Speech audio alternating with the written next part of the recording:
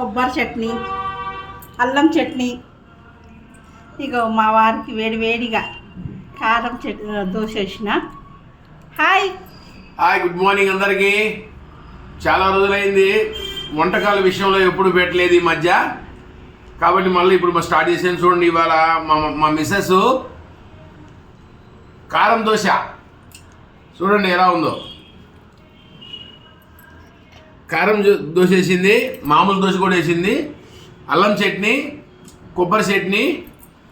చాలా రోజులైంది దోశలు ఇట్లా మంచిగా ఎర్రగా కాల్చుకొని తినడం.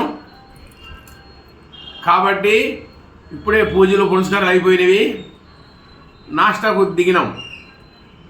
మీరందరూ కూడా ఇలాగే మంచిగా ఎర్రగా కాల్చుకొని కారం చట్నీ వేసుకోవాలి.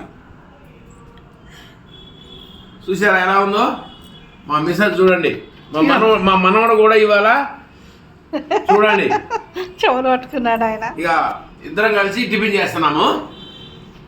ఓకేనా ఫ్రెండ్స్?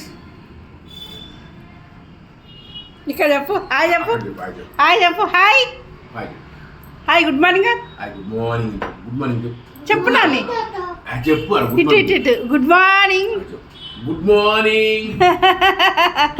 ఓకే, సరే సరే. ఓకేనా? ఇప్పుడు తిని చూపిస్తాను, చూడండి ఎలా ఉందో టేస్ట్. ఎర్రగా కాల్చింది, సూపర్గా ఉందండి. అలాగే మళ్ళీ కొబ్బరి చట్నీ కూడా.